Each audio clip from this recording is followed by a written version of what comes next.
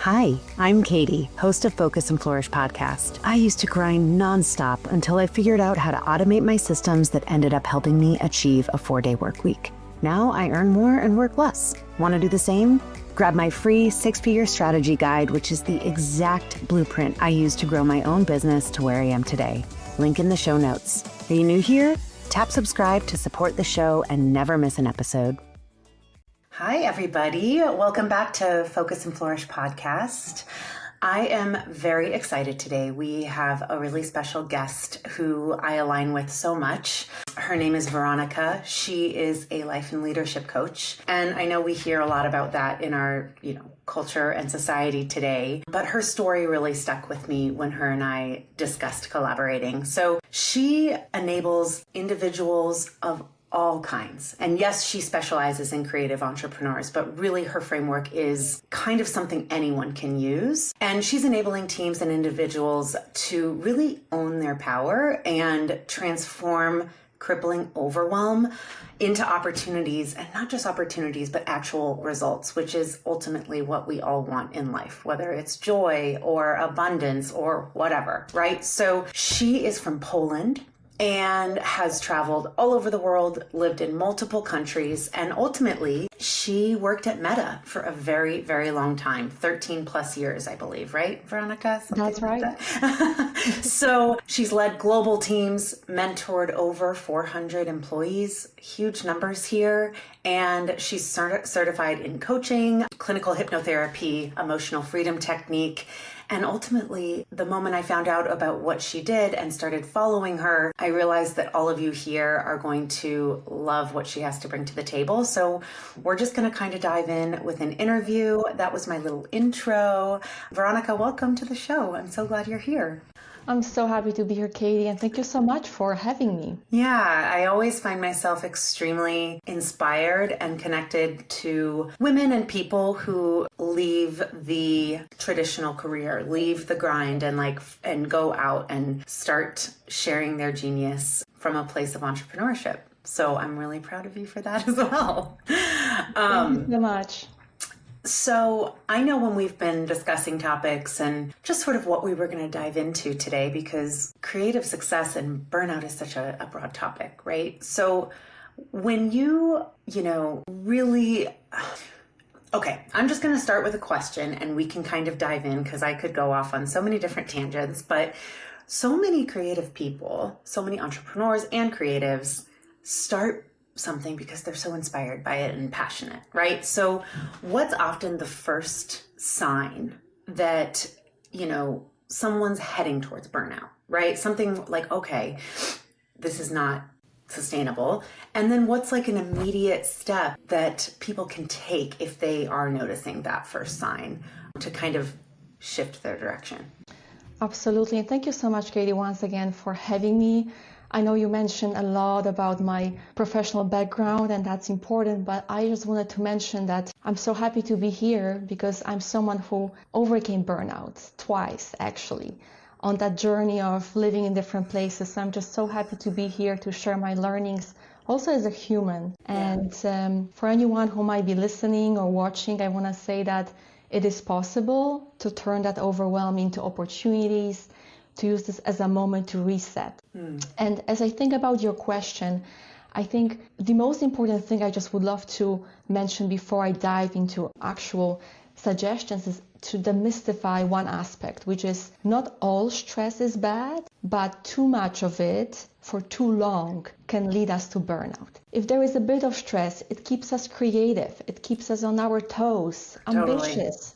But too much of it for too long keeps our body in the cortisol mode. And that means over time, it does not only affect our body, but it also affects our mental health. It affects our emotional health. And as we are thinking about what are some of the signs, that's why it's so important to think about this mind-body connection. Sometimes some of the early signs might be just disconnection from joy. Something we used to love doing, suddenly it's hard to even leave bed, and that's probably extreme moment. But just losing that joy, losing that drive, not having really motivation, that's the emotional side of it. And then we have the physical side where perhaps you wake up in the middle of the night, and that's not only every now and then, but a few times a week, we are not getting really enough sleep. And that's, of course, going to affect how we feel and how we perform. And finally, there is also that mental, which I believe for creative entrepreneurs, for photographers, for anyone, unfortunately, the sign is that our creative capability drops. So our decision making, unfortunately, is affected, because when we are stressed out, when we are tired, when we feel fatigue, unfortunately, that part of brain here, that's cortex, is switched off. We lose our creative ability, our executive power, our ability to problem solve and be curious. So those early signs can be different for everyone, but usually there is this blend of physical fatigue that's chronic pretty much, maybe waking up at night, and then emotional, mental aspects. So again, everyone is different, and obviously we're not giving any medical advice here, but it's something important to watch across those levels: physical, Right. emotional, and mental. And so I'm sure a lot of people listening are shaking their heads going, wow, okay, like definitely got one of those right now, or, and stress and cortisol being the kind of prevalent thing. So many of us, like, we almost think we need to be stressed to be successful, right? And it's such a false mindset. But so my question here is, like, when we identify this, the early stages of burnout, or even just blatant burnout, what is an immediate step that someone can take to kind of shift gears? Absolutely, and that's such an important question, because I think what happens with the burnout, often to your point, there might be this old belief that if I don't feel busy or stressed out, I'm not succeeding. Totally.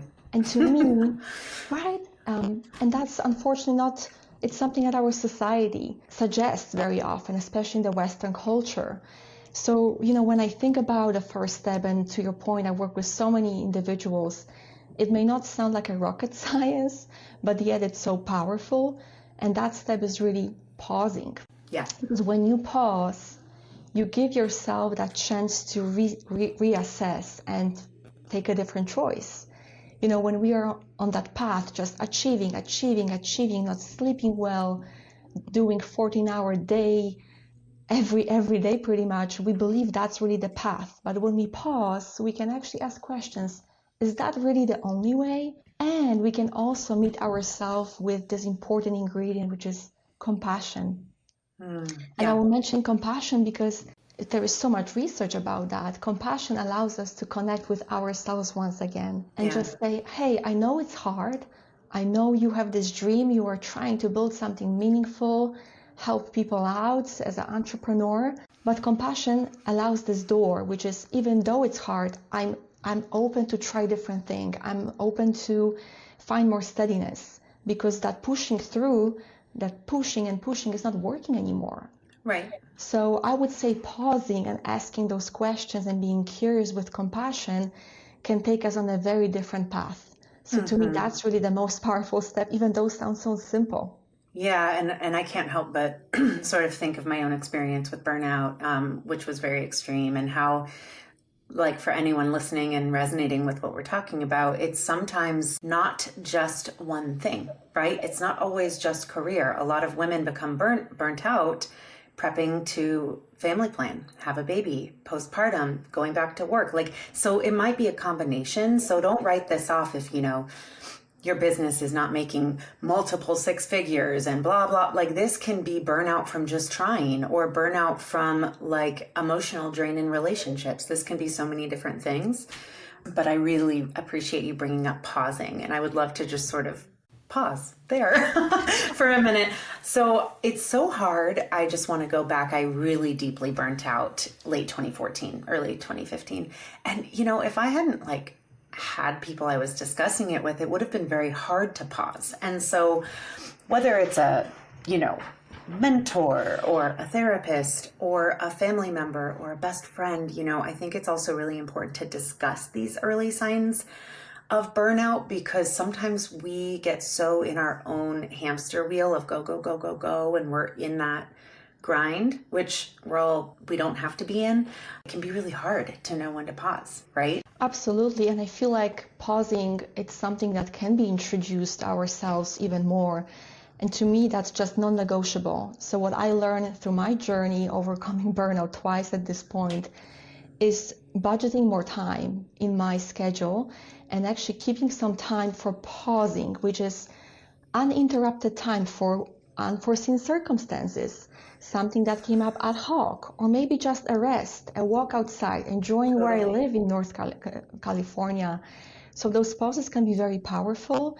And I love what you mentioned about mentors or therapists, or, I brought the book with me today by Michelle Obama, The Light We Carry, because it really informs my path. And to your point, she talks about the power of the community we have on this journey. Yeah. She calls it our kitchen table. So I think for anyone who's listening or watching, I think it's so important to design our kitchen table. And what she means by that, these are the people that we would invite to our kitchen and have a conversation, and they would keep us accountable, but with a gentle care. But they would also probably encourage us for pausing or making changes that are good for us. So that's just something that I think it's so important, to your point, having that community, someone who can help inspire us and help us get from where we are to where we want to be. We don't need to do it alone. Yeah, I resonate deeply with that. I actually have had multiple pauses in my journey as well. One of them being COVID. And it was an unplanned pause that unveiled massive information for me in that slowness and in that quiet of like, wow, what do I want for the next decade? How am I really going to reset my path? Not for the next year, but like years, And so much positive came from me actually stopping, not shooting all the time, not creating and building and going. And so to anyone out there who needs a pause, feel free to DM one of us on Instagram and get a conversation started. So I want to move on because I could talk about this all day. But so in terms of like just avoiding burnout, right? Like I think a lot of us think, okay, I've got to avoid that. How can creative entrepreneurs intentionally connect with their values and core purpose even when they're having a hard time? So what can we do on the daily versus big picture and making unattainable goals? What can people do daily to start, creating this in their life? Absolutely. And I would just start with my own story. As someone who grew up in a small town in Poland, I grew up with this hard work ethic, which actually helped me land my job at Meta and Facebook. I wasn't someone who graduated from the Ivy League, but I had this hard work ethic. I had this drive to learn and drive overall. However, in my 20s and early 30s, the well-being wasn't really a value that I proactively thought about. So even before we think about what we can do daily, I think it's so important to revisit our values on frequent basis, because values and purpose may evolve. And I faced burnout because well-being wasn't really part of the list. And of course, as we age, burnout doesn't age that well. So that encouraged me to update the list, essentially. As I work with clients, sometimes it's interesting to see that for some people, it's even hard to know what are my values. So one easy way to identify what are my values is answer a very simple question, which is, what do I believe in? And if I believe that learning is important, my value is learning, because values are really static representations of beliefs. If I believe financial stability is important, financial stability is my value, and health, obviously. So that's just a very easy way to map out what are my values. Okay, then, so by asking one simple question, which is, what do I believe in? Absolutely. So, health, honesty, like we can just kind of go whatever direction. Do you encourage people to just sit down and write a list, start an iPhone note? Like what's the exercise here that people listening can sit down and do? Absolutely. I would just sit down, grab a coffee, piece of paper, or if you like to type on your phone, it's fine as well. And just think about that. What is that I believe in? And probably their list will be long. And step one is just list whatever comes to your mind and then see if there is any overlap. Because sometimes when we have too many values, it's hard to actually kind of manage all of it. But sometimes there is overlap. I may value physical health and mental health, and maybe that all can fall into one bucket. So ideally, as step two, just identify 8 or 10 values at the top. And I would say the next step would be just to quickly evaluate on a scale 0 to 10, how am I meeting this value at this point in my life? What might be missing? Okay, so step one is making the list, free write style, then kind of go with the top 8 to 10, and then evaluating it on a scale. Absolutely. 0 being the lowest, 10 being the highest. And then you see, oh, there are 3 that are actually in a very good spot. I have strong community as an example. And just celebrating that moment, because brain loves to celebrate. It just reminds ourselves the capability we have. And then also look, what might be the lowest? Maybe actually health is not the best. When is the last time you went and did your annual exam or eye exam? So then it's just really getting curious, and why is it that? And what is the most simple, smallest step I can take to improve that score? Because that's really when the burnout happens, when we don't live our fullest expression, and our fullest expression wants us to meet all of the values. And it doesn't mean every day we're going to meet all of them, but if we have that clarity, what is really thriving at the moment and what may need attention, it can help us shift how we plan our day. Maybe we book more time for lunch. Maybe we book that session with a friend we haven't seen for 2 weeks.